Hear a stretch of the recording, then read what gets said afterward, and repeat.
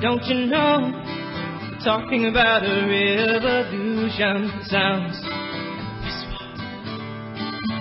Don't you know, talking about a revolution sounds like a whisper. While they're standing in the welfare lines, crying at the doorsteps of those armies of salvation, wasting time in the unemployment lines, sitting around waiting for a promotion. Don't you know, talking about a revolution sounds whisper. Poor people gonna rise up, get their share. Poor people gonna rise up and take what's theirs. Don't you know you better run, run, run, run, run, run, run, run, run, run, run, run. Oh, I said you better run, run, run, run, run, run, run, run, run, run, run. 'Cause finally the tables are starting to turn. Talking about the revolution. 'Cause finally the tables are starting to turn. Talking about the revolution. Ladies and gentlemen, welcome to the French Connections Wednesday edition. Today's date is the 19th day of July, 2006. My name is Darrell Bradford Smith, and it's wonderful to have you here with me on this another sultry day in France. I know that America is also cooking over there. The whole world's heating up. I was really born in France. My family's from France, and I'm warm-blooded anyway. It doesn't bother me. Well, I'll tell you something, Eustace. I'm doing this. We've got Eustace Mullins, by the way, ladies and gentlemen. I'll just let you know that right up front here. I'm sitting up in a loft in my farmhouse, and it's about 105 degrees where I'm sitting. Oh, gosh, it's 105 all over the United States today. Well, it's cooking, and that doesn't matter because we've got important issues to discuss here. And see, one of the things that we've been doing is the current history and how the history of this information got its way to us. In other words, we've been looking at Zionism and its roots, and we've talked about the Khazarians, and we've talked about all of the different Frankist movements and Sabbatai and all the different parts of this conspiracy. One of the things that's important, I think, is to bring people into the fact that people like Ben Friedman, like yourself, like Ezra Pound, like Myron Fagan. Myron Fagan was a great guy. He was the first guy that publicized my work. Well, see, all of these people were really the forerunners, and I don't take credit for this information, Eustace. I don't take credit for the information that comes out. Basically, you guys were there to set the foundation for us to fight this war that we have with Zionism today. And so I'd like to start out with you by asking a couple of questions about, well, first of all, you met Ben Friedman, and you knew Benjamin Friedman, did you not? I knew everybody. They're all dead now. It feels kind of funny to be the only survivor. What was Benjamin Friedman like? He was a heck of a guy. He was a scholar and a gentleman. And I was staying with Conrad Grebe. He was another one of the great pioneers, you know. Mm-hmm. And he lived about 2 blocks from Ben Friedman's house on Central Park West. And so I would go up there every morning and have breakfast with Ben and his son. Well, I understood that he actually put a lot of his own money into this fight, did he not? He really did. Well, you see, he was a kind of a benefactor of the New Deal because he was a supporter of Roosevelt, and Roosevelt let him have the Woodbury Soap Company. Mm-hmm. And that was his. He was making millions of dollars out of that soap company. Well, he now put it all in this fight. He wasn't saving any money. Well, I understand that he spent $7 million of his own dollars trying to get this information into the hands of the public. Well, I don't understand why they never killed him because, they used to beat up his son at school every day. Really? His son was going to a Jewish school, and they used to beat him up because of what his father was doing. And wow. The poor kid looked scared to death all the time. Oh, boy. Well, whatever did happen to his son, do you know? I really don't know. I have no idea. His son now would be about 70 years old, and I had never heard a word about him. Well, his father's a hero in my eyes, in the eyes of many, for the fact that, well, you know, he did participate in some of the terrible events of the last century, and in fact was one of the supporters early on. Do you know what transformed him? What one of the transforming factors was for him? Why he changed? I never talked personally with Ben about that, but he was totally dedicated. There's no question about it. The first job I ever had, it wasn't a job. Ben was entirely financing the newspaper Common Sense in Union, New Jersey, and I was writing all the articles for it. All right. And that was the nation's anti-communist newspaper. I was the headline. Now, Benjamin Friedman, was he also a good friend of Myron Fagan's? Myron was in Hollywood, and I don't think Ben met him till later, years later. I didn't meet Myron until for about 25 years, because Myron finally gave up his place in Hollywood and moved back to New York. I knew him his last days in New York, and he was under constant attack even in New York. Yeah. Well, here's the thing. How do these people attack, Eustace? What kind of things are typical of this Zionist cabal's attack on people who fight against them? What kind of things are they famous for doing? Financial resources. That's the first line of attack. And if they have a job, or a business, they destroy the job and business right away. In other words, they want you out on the street. And I also understand from your association with Ezra Pound that they actually were getting doctors to declare Ezra insane, in fact, and basically they took away his freedom because of his speaking out against them. Well, he was declared incompetent.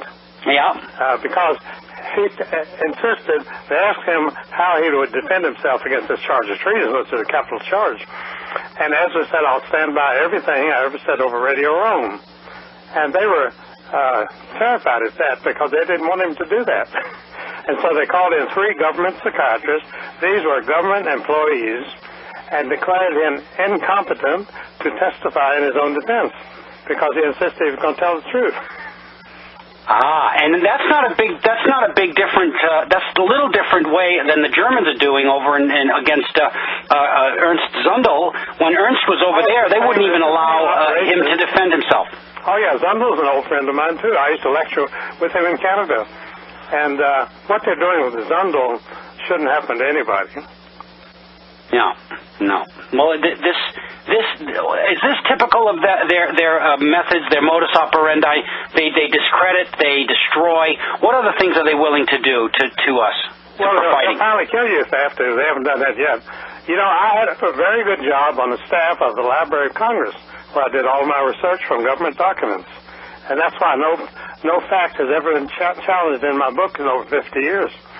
So the first thing they did.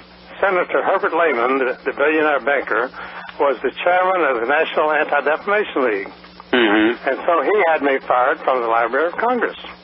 I'm the only person ever fired from the staff of the Library of Congress because of political activity. Well, now, here's the interesting thing. Now, we know that you were able to get a lot of information for your book on the Federal Reserve. Yes. What kind of things are happening right now with the Federal Reserve that indicates that we are? Do you think we're heading for a financial calamity soon? Well, there's no reason to have a calamity because that's like a herdsman will kill his cow that's giving the milk. See, as long as we're giving milk, we're safe. Well, it looks like the finances of the country are getting strained by recent events, and in fact, it looks like the economy itself is in tatters at the moment. Well, 2/3 of our national debt is owned by China and Japan. Yeah. They're keeping us alive in order to keep trading with us. Mm-hmm. It's purely a matter of market operations. It has nothing to do with ideology whatsoever. Well, how about the people who control the Federal Reserve? What information can you share with our listeners about the controllers of the Federal Reserve? Oh, I have all that information in my book. It was published in 1953, and it has never changed. Now, and what families are involved in that? John D. Rockefeller is the principal organizer of it, and he put all of his Federal Reserve stock into tax-exempt organizations that can never be bought or sold. So, but I mean, we've got people like the Schiff family. We've got people like the Loeb. And John D. Rockefeller. They were three families that were the main organizers of the Federal Reserve System. It's just like if you went into partnership with anybody to start some business. That's all. It was a standard business operation. Now, do the Rothschilds hold the strings to the Federal Reserve? They do indeed. In fact, Baron Alfred Rothschild of London commissioned the original Jekyll Island meeting at which they drafted the Federal Reserve Act in secret. And he did it through his agent Schiff, did he not? Pardon? He did it through his agent Schiff. Yeah. His name was Schiff, right? Yeah, see, Jacob Schiff grew up in the Rothschild house in Frankfurt, Germany. He was practically a member of the family. He wasn't a direct member of the family, but they took him in, and he was raised there in the Rothschild house. And so they sent Jacob Schiff to New York to organize the firm of banking house of Kuhn Loeb Company. Mm-hmm. And Kuhn Loeb Company was the secret branch of the Rothschilds. It was never identified as a Rothschild operation, but everybody knew that it was Rothschild because Schiff was running it. The Rothschilds always claimed that they were not operating in the United States at all, and they were running the whole country. Well, what relationship do the Rothschilds have to the Rockefellers? Well, there was no direct relationship. You see, Kuhn Loeb Company financed the entire John D. Rockefeller oil operation. John D. Rockefeller was a $10 bank clerk in Cleveland, Ohio, and the National City Bank in Cleveland financed his tremendous growth. And it was coming from the Rothschild fortunes. It's the Rothschild fortunes. The Rothschilds also financed the Harriman family, and they built the Union Pacific Railroad. So the Harrimans became enormously wealthy, and they became so wealthy that they hired the Bush family to handle their financial operations. Now, when Bush was dealing directly with the Nazis, was that a clandestine way for the Rothschilds to support the Hitler regime? Oh, well, the Hitler regime was actually financed entirely by Felix Warburg and by Felix Oppenheimer. And those two firms are operating in Hamburg, Germany today. The two biggest bankers in Germany. And they entirely financed the Hitler operation. Now, what kind of influence was he exacting on the regime to do his bidding? What kind of bidding was he demanding from Hitler? Well, he wasn't demanding much of anything, really, because, you see, they were like P.T. Barnum with the circus. The whole thing was a circus operation. And as long as they kept the circus going, everything was fine. But did they not demand certain policies to be implemented? Oh, yes, they certainly did. But that was at the top level. There's no record for that whatsoever. And from what you understand, were they working together to get an exodus of the Jews from Northern Europe? Well, they were trying to transfer the Jews to Israel, to Palestine. That's right. That was the whole purpose of the Hitler regime, the so-called Nazis. They were setting up an immigration policy for German Jews to migrate to Palestine and build the state of Israel over there. And so what did they say? What did Rothschild want him to create an environment that was so inhospitable to Jews that they would migrate on their own? Oh, yes. You know, Alfred Eichmann is always touted as the greatest anti-Jewish person of Hitler's regime. And Adolf Eichmann was actually Hitler's personal contact with the Jewish colonists in Palestine. Now, how about Rudolf Hess and his Spandau prison time? Why was this man held in prison with hundreds of guards guarding him by himself in Spandau? What was it that he knew that they didn't want the rest of the world to know? Well, he knew. Rudolf Hess knew it firsthand, and that's why he flew to England to make peace with England. Rudolf Hess knew that the whole thing was a circus, a charade. Because, you see, German Jewish bankers like J. Henry Schroeder and Company had built huge banking houses in England, and they were the most important bankers in England after the Rothschilds. And so during the 1930s, they formed the German-American Friendship Association in England, which was very pro-German. And they ran this pro-German propaganda operation all during the 30s, and that was a so-called peace offensive, which they were trying to get England to surrender to Hitler. Now, why in the world would the Jews who had been treated so well in Germany turn so viciously on the Germans?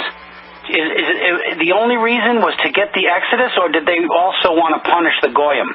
No, well, it was partly the punishing of the Goyim, which is standard procedure with them. They do that whether they win or lose. They always punish them. And they always attack their victims.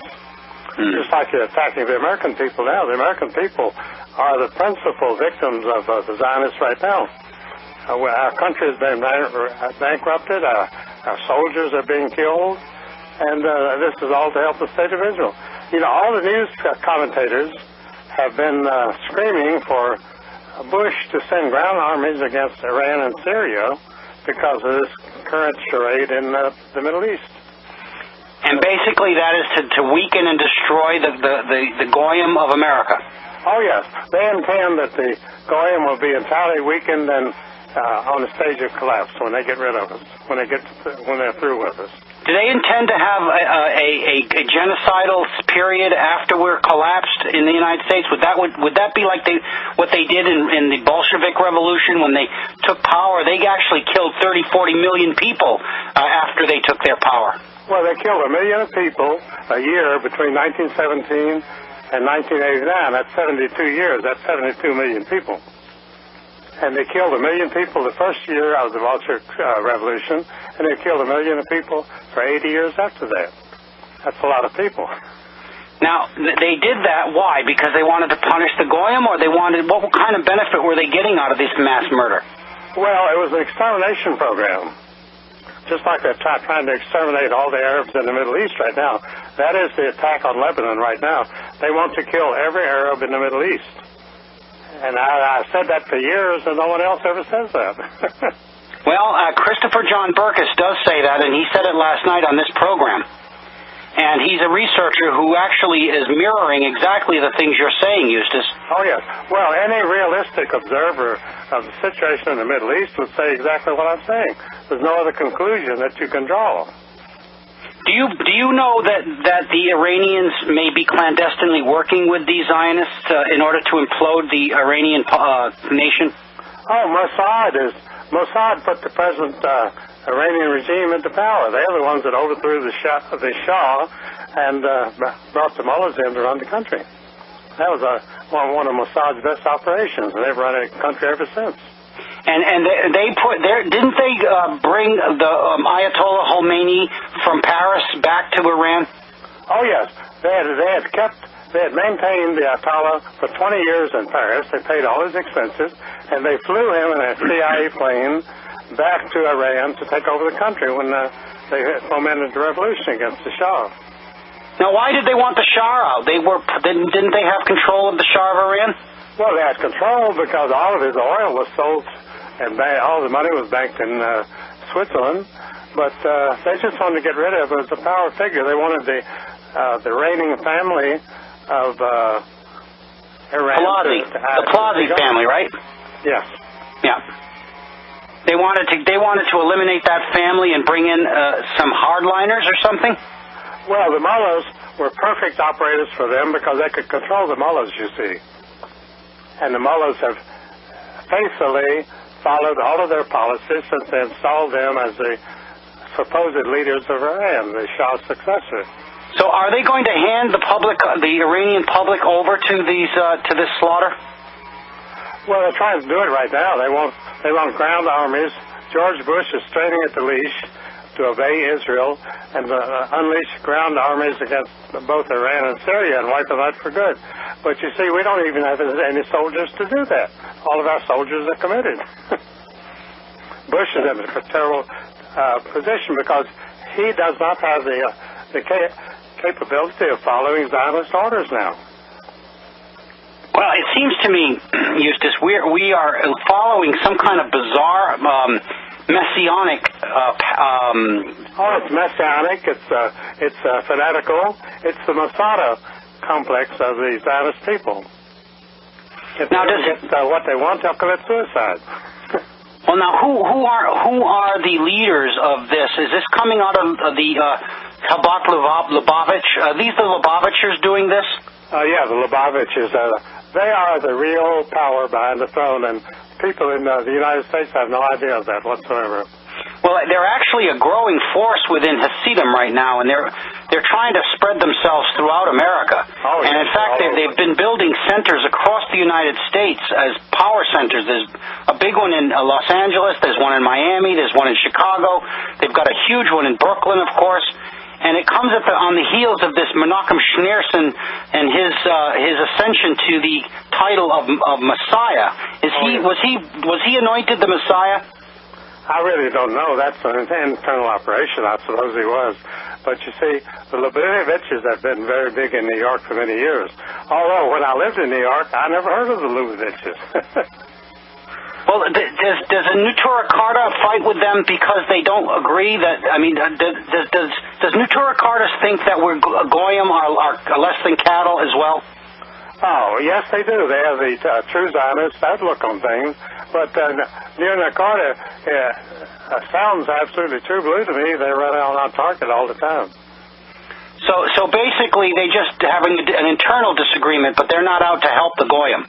Oh, no, they're not to help the goyim. I think it's a typical operation of controlled opposition. That they always like to have an opposition, but they want an opposition that they entirely control.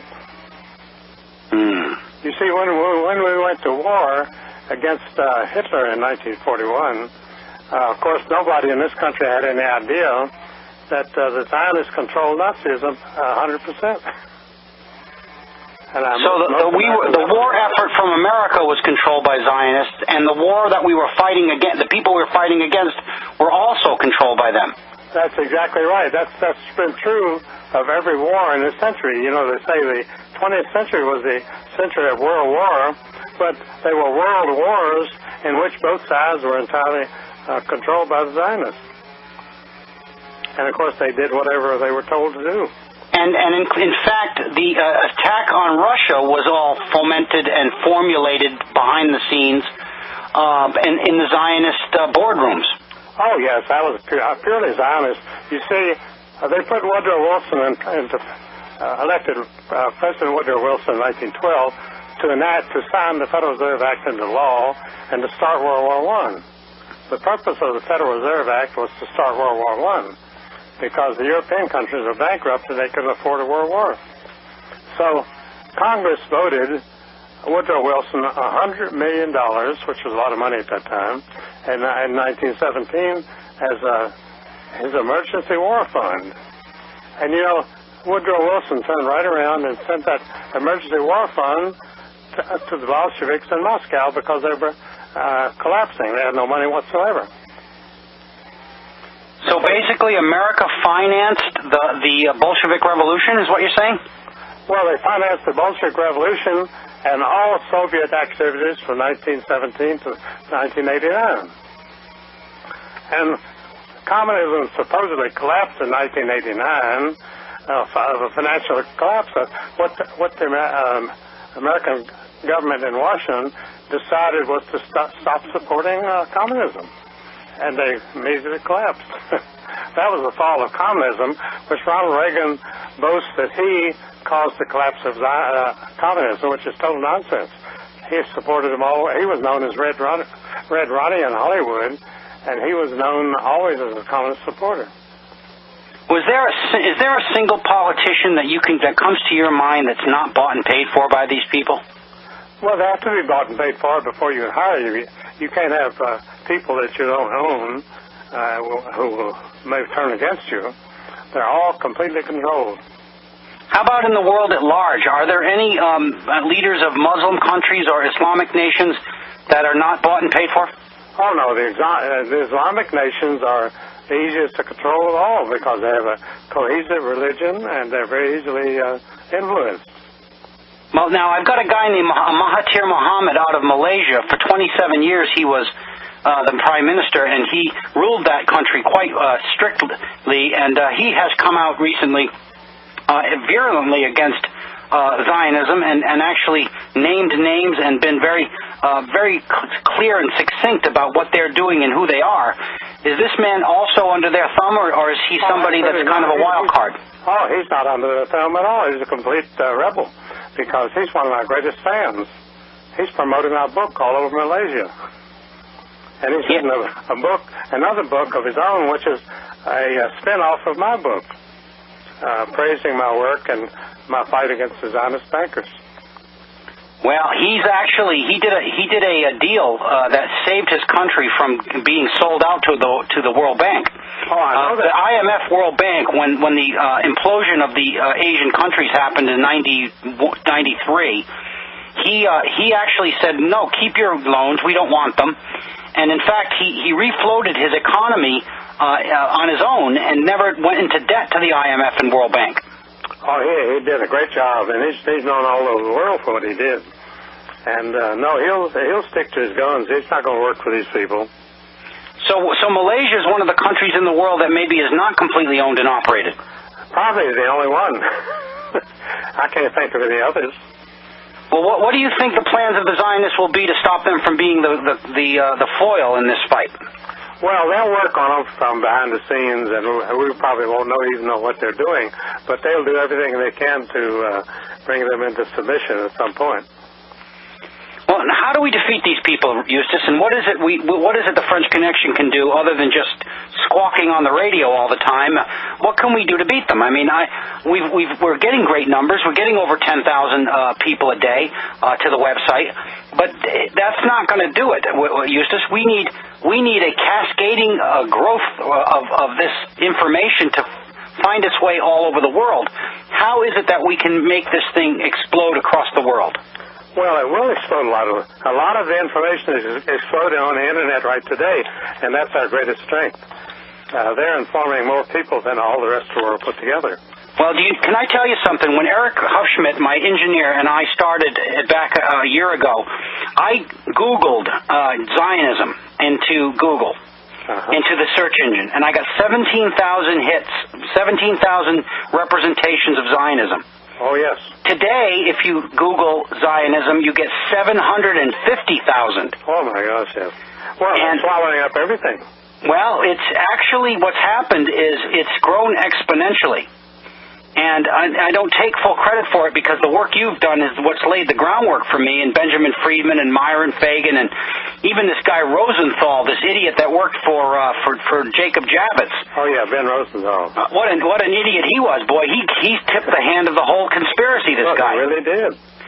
Well, but now all this stuff has actually been starting to be taken seriously in the public, at least in the alternate press public. And what they're trying to do is fight tooth and nail to discredit myself and others. How do we fight back against the discrediting stuff that they're going to do? Well, keep up with your work. Keep on doing your work. They've fought me for 60 years, and they've spread all kinds of stories that I was a commandant of a Jewish death camp all during the World War II, and all sorts of things. They even spread the story that I was a Luftwaffe pilot for Hitler during World War II. They'll do anything to discredit you, but most people don't pay any attention to that because it's pure nonsense. Well, you know, Eustace, whenever I've spoken to, this is the third time we've been together on the radio, and I got to tell you, I'm proud to know you. And in fact, when I say it's Darrell Bradford Smith calling, you go, how are you? You know me. That warms my heart because there are very few people on earth that I have more respect for than you. And that's not trying to blow smoke up your skirt. The fact of the matter is, this is a terrible battle that we're in, and I understand the consequences of failure. So failure is not an option for us, is it? Oh, no, it is not. Survival is our option. That's right. So my goal is not to instill fear in my listening public, but rather have them understand the fact that we need to have a larger audience for this, because it is It is the numbers that will force their hand. It is the growth in our message that will force them to finally have to capitulate the truth. And once that happens, they're finished. Well, that's absolutely true, and my experience is that too. When I first wrote the books in the 1950s, no publisher would touch anything I had with a 10-foot pole, and I had to publish and circulate my own books. My books were never reviewed, and yet they sold steadily, and they've been selling for 60 years. And that's what you have to do. You have to fight your way through. It's like the pioneers landing in America. You're starting with virgin territory, and you just got to go in and clear the forests.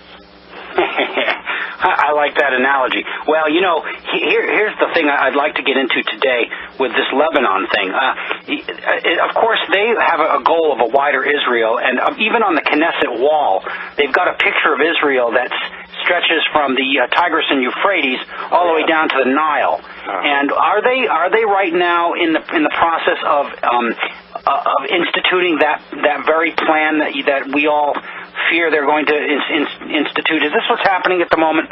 Well, they're trying to, but a commentator said last night that every time Israel has gone into Lebanon, it's been a disaster for Israel because it was too big a step and they weren't prepared to carry through with it, and they're not prepared now. And they're praying that George Bush will send armies against Syria and Iran, and George hasn't got any troops to do that. So what is it they're doing? Are they just going to be spinning their tires here, or are they going to fail at this? I mean... Well, they fail at a lot of things, you see. Everything they do is a tremendous gamble. But their survival depends on gambling and playing the odds. And so far they've muddled through only because of the American people. You see, it's American airplanes that are killing the Arabs in Lebanon today. That's right. They haven't paid for one bullet that's killing Arabs in Lebanon. And with that American taxpayers' money, they wouldn't be able to kill a single Arab. Well, here's the interesting thing, Eustace. They've got 8- and 9-year-old Israeli young children signing these bombs to shoot over into Beirut. Oh, yeah. So this is the most horrific thing I've ever seen. Israeli Jewish children are being taught that murdering people through bombing is the way to go. And this is the sickest thing I've ever seen in my life. It is sick, but this is every child in Jerusalem is exactly. What do they teach their children, Eustace, that we're less than humans? Well, that everybody's less than human except them. As far as they're concerned, they're dealing with animals, so they have no moral qualms about anything. How could that be that a Zionist could actually look at another human being, Eustace, and consider them to be less than human? Well, they've got 5,000 years of tradition behind it. If you believe something for 5,000 years, you begin to believe it. And that's exactly the way they regard other people. So these people are truly a cancer, aren't they? Oh, they really are. And the saddest part about it is there are many, many, many, many good Jews out there in the world who are. I've met Ben Friedman. In fact, when I went to New York, I associated almost entirely with Jews because they were the only people I could talk to.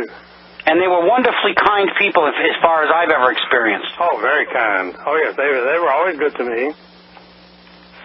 Well, see, this is the painful thing for me as a researcher and a person fighting for the freedom of my nation and the world. When I have to say horrible things about Zionists, but I have to qualify it that, look, not all of these people are involved, and many people out there are going to get swept up in the pogrom.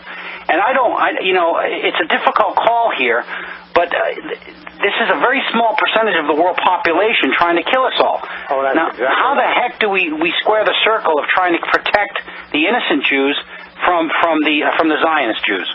Well, it's like AIDS or cancer or anything else. You just got to protect yourself against it, against the infection. Yeah, and it is an infection. It's a sickness. Now, they've also started using research in bioweaponry that is very frightening to me because if these people... That's something they'll use at any opportunity. Well, here's the thing that they've been experimenting with: genetic diseases that only affect certain races of people. Oh, yes. And you and I both know they've got a huge investment in parts of Israel that do just a high-level bio-research, and I got to tell you, I'm certain that it's not for peaceful purposes. No, it's never for peaceful purposes. It's the ultimate weapon of war. Are they willing to unleash this on the planet? Oh, they are more than willing. They're preparing for it. How would we as a group prepare for it ourselves? Well, we have to know about it, and we have to be knowledgeable as to how they operate and be ready for it. Now, what kinds of experiences about the modus operandi of the Mossad could you share with us? Because the Mossad is a very it's a little known group. I mean, not a lot of people know how these people operate. And Eric and I have spoken often about their false flag operations and the way that they foment these murder sprees and blame it on opposition. And are there things that about the way they operate that can be shared? You know, how we can identify their operations? Yes, because one of the principal methods of operation is that all Mossad agents all over the world operate with foreign passports. Most of the Mossad agents have an American passport, which is probably turned over to them by our government. Really? Who in our government is a perfect cover for a secret agent? He can go anywhere in the world on an American passport, and they accept him as bona fide. So they steal American passports, and they buy them through bribery, and they do anything they can to get their hands on an American passport. And then they do these crimes around the world in the name of Americans. Oh, yes, indeed.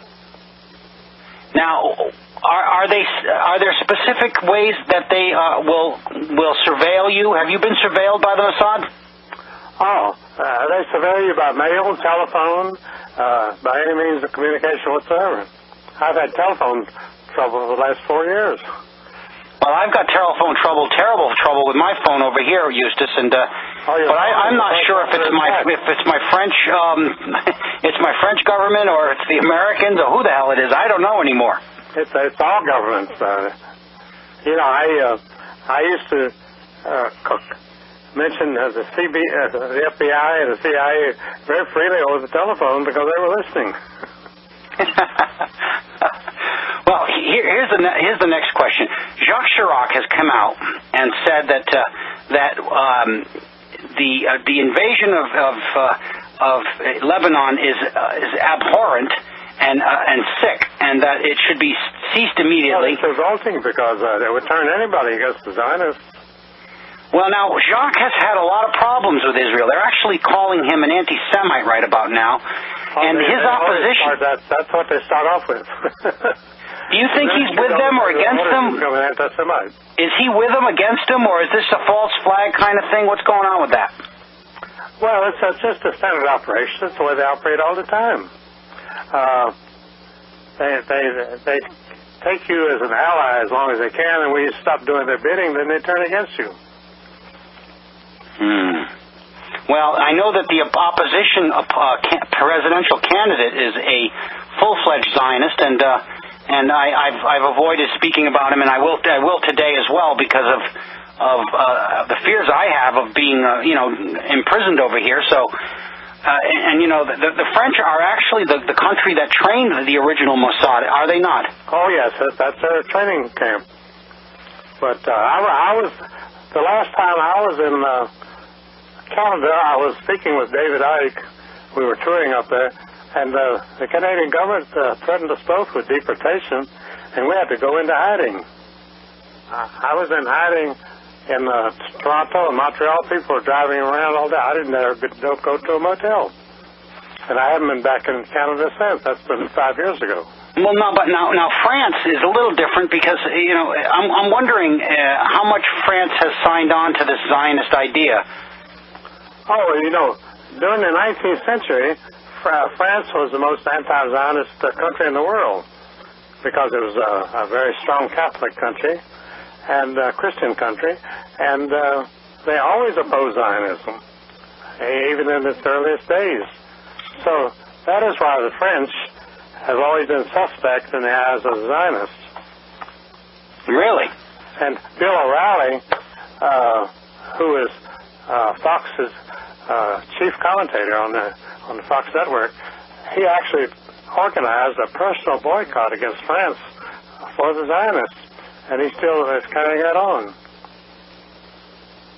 Well, here's the interesting thing, because one half of the Rothschild fortune resides in France. Oh, certainly. James Rothschild completely owned the Bank of France for many years. And so the French government, well, in 1820, the French government announced that James de Rothschild in Paris had more money than the royal family, which was true. It was the richest family in France. Well, they still are. I know that. And they own half the city of Bordeaux. I know that as well. Now, here's the interesting thing that I'm getting to here. Was the European Central Bank and the European Union a Zionist-run operation? Oh, yes, indeed. See, the central banks were their main method of power through the 19th century. That's how they took over country to country. The Bank of France, the Deutsche Bank, the Bank of England, those were all Jewish operations. And that was their method of exercising control.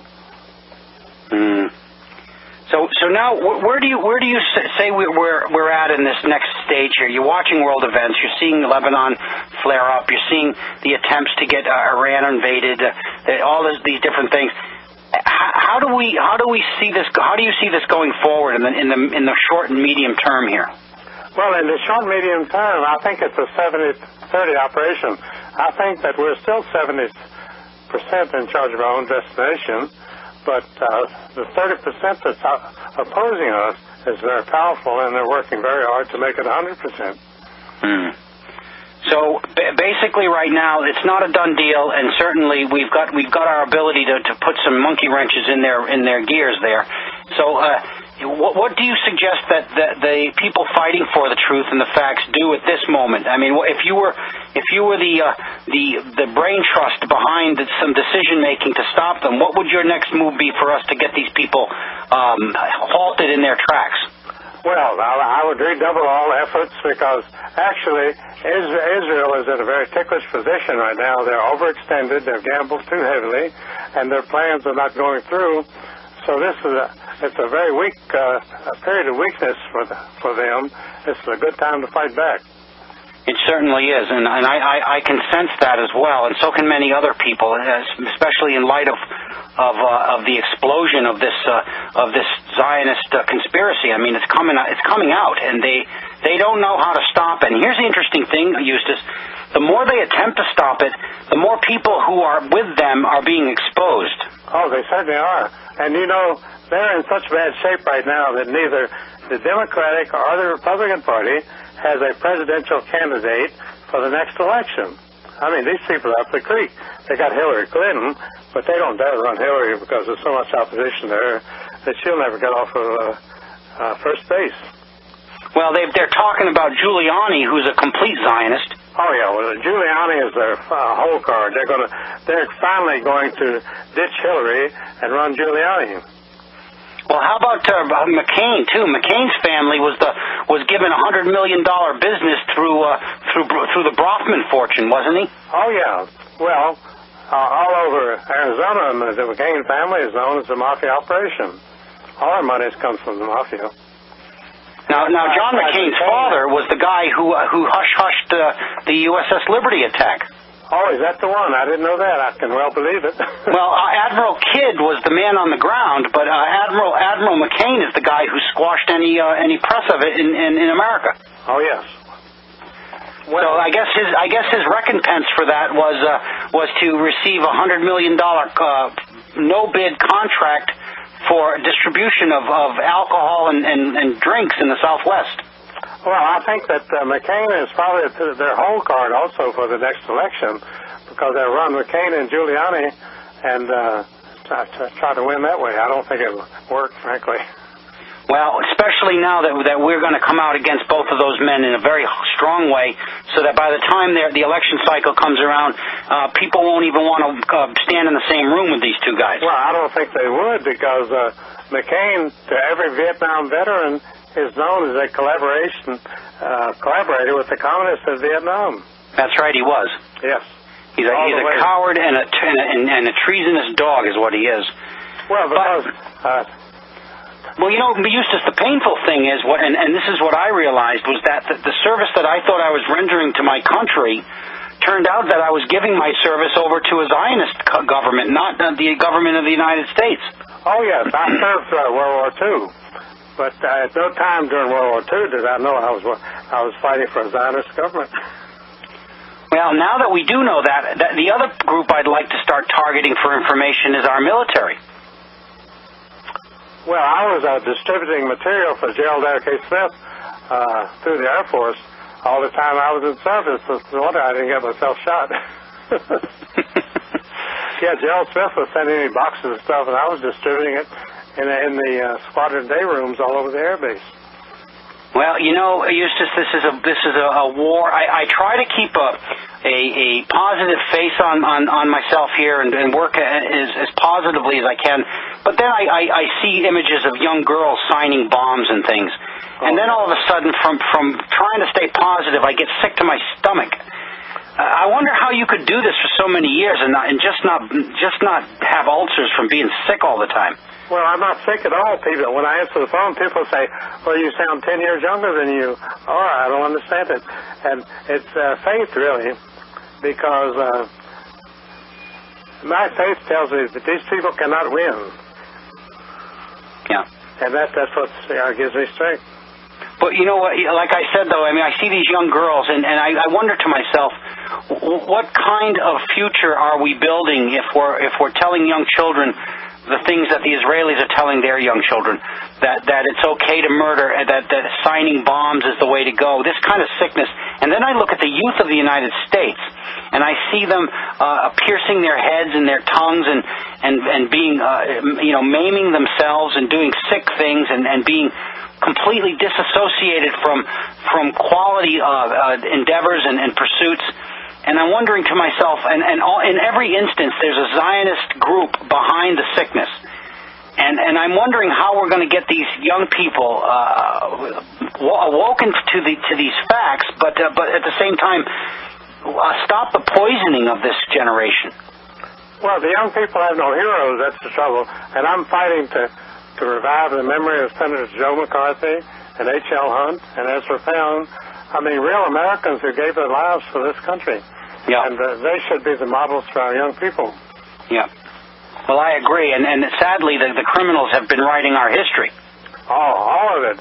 In fact, you know, this all started in the 1930s when these so-called German refugees came flooding into this country, and they were Trotskyite communists. And because the Hitler regime was very anti-communist, the communists were all moving to the United States, and they right into the universities, and they became chairman of the history department and chairman of the economics department, and they controlled history of this country since 1936. And then they went back in history and rewrote all that, too. Oh, after World War II, they rewrote everything. Well, none of this surprises me anymore, and there are no shocks for me anymore. Although no shocks whatsoever. Are there some people fighting the good fight? Are you familiar with Norman Finkelstein? Oh, I haven't met him, but he certainly has stuck his neck way out. Yeah. And Norman Finkelstein is like a lot of Jews are appalled by what their own people are doing. Ben Friedman is like that. Yeah, but I agree, but there are some false ones out there, like Barry Shamish and some others that are really apologizing for the Jews and trying to set up different things that are really not truthful. Oh, yeah, they set up dummy operations and fake organizations which are double-oriented so they can represent both sides. Well, you know something, Eustace, battling these folks is not a pleasure, but it certainly is something I'm proud of. And I got to tell you, having known you as long as I have, which isn't very long, I see that you've taken pride in your efforts. So, is there something you'd like to share with the listeners before we end this interview here? Well, I would say that I've been very fortunate. Most people would say I've had a very tough life, but I think I've been very fortunate to know people like Ben Friedman and Ezra Pound and true Americans who believe in the survival of this nation. Yeah. And that's what they're the people we have to believe in. And I'm following their precepts every day of my life because they showed me the way, and there's no other work that I would even think of doing in this on this earth. Well, you may be one of the greatest American heroes of all time, Eustace, because you've stood the test of time and you've battled back against the odds. And I got to tell you, I'm proud of you, and I'm proud to know you. And I got to say this, sir. We here at the French Connection, and Eric Hushmet, myself, and others that work with us every day, our goal is to tell as many people as we can, and not to make them fearful, but to embolden them to continue the battle. No, this is a Paul Revere operation. You're trying to warn people. You're not trying to scare people. That's right. Now, some of this stuff is a little scary, and you got to admit. It's scary. Yeah, sure it is. I was just starting out now. I don't know if I'd even get into it because I had no idea the odds against me. Well, I think sometimes I've lost my marbles here, but at the same time, there's a certain amount of satisfaction in knowing that you're doing something good for humanity and good for your nation and good for your children. And these are the things I hang on to more than anything else. Well, that is the real satisfaction that you can live with for the rest of your life. And you never have to regret a single thing you've ever done, and that's a pretty good thing. It sure is. Well, I know you're a believer in supreme beings, and I know that you believe that at some point this is going to turn around for us, and I'm hoping that my efforts and the efforts of so many thousands of people out there are going to make a difference soon. Well, it will make a difference. Yeah, well, I'd like to see the suffering of those poor people in Lebanon stopped. I mean, as we speak, we need to bring the attention of the world onto this because there is suffering going on as we speak, and these people have murdered hundreds of millions of people over the last couple of 100 years. And they're certainly not interested in stopping now. So, they're not stopping at all. They're going to increase their genocide over there. You know that the Israelis have been very frank that their goal is to exterminate all the Arab population in the Middle East. Well, we're not going to let them do that. I can tell you that. We're not going to let them do it. And I wish that the Washington government would stop financing them and getting the weapons to kill people there. Well, that's for us to battle back against, I think. But I want to thank you, Eustace, for spending this time with us. Every time you've been on has just been a treat for us, and I'm proud to know you, my friend. And I wish you a wonderful continuation of your day. And stay cool over there because I tell you something. Cool. I'll take care of myself. Well, I've been sitting here in 105-degree heat. I'll let everybody know that. And it's only about 95 here, and actually it's not unpleasant at all. It's 80 and 90 degree temperature doesn't bother me that much. Well, up here in my loft, see, I'm up in the second floor here cooking. But it's been great to have you on, Eustace. You're a wonderful guest and a wonderful patriot, and I'm proud to know you. And we'll talk again soon, sir. Well, good. I've been looking forward to this talk, and I'll do it again when we get the chance. Thank you, my friend. Bye-bye now. Bye. Ladies and gentlemen, that's a wonderful statesman, a kind man, an honest man, and somebody who's never shrunk from the fight here. This is what somebody I model myself after, because in this battle that we have brewing here, this big battle that's coming, we've been fighting for a long time, but there is a big fight coming. And, I may or may not be there with all of you there to fight it, but certainly I'm going to fight until my last breath against what these people are doing, because the consequences of not fighting, as Ezra Pound has said in the past, as Ben Friedman has said, and as Eustace Mullins just told you, is too horrific to even consider.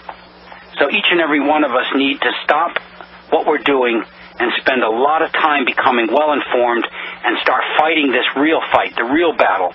Stop being mired in the lies and nonsense and deception of people like Alex Jones and others who refuse to address these problems. You know, Eustace Mullins does not get a full airing on people like Alex Jones and others because simply they're not interested in telling the truth.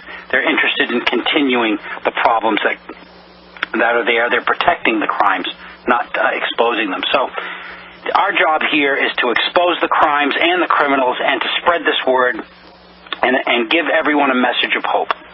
And I hope that came across today, and I hope that you were all inspired by Eustace Mullins as much as I was, at least. And until the next show, ladies and gentlemen, it'll probably be tomorrow or Friday. We have Dr. Lorraine Day coming on and some others coming up. Lots of great interviews here on the French Connection. The battle is on, ladies and gentlemen. We are not a radio show. We are not, let me repeat, not a radio show. This is a political movement, and we are fighting for the future of our planet. Make no mistake about it, we're in the middle of the biggest battle in human history. And it's up to you to fight with us to win this battle for all of us. So until we come back, ladies and gentlemen, till the next broadcast, thank you very much, and be well. Bye-bye now.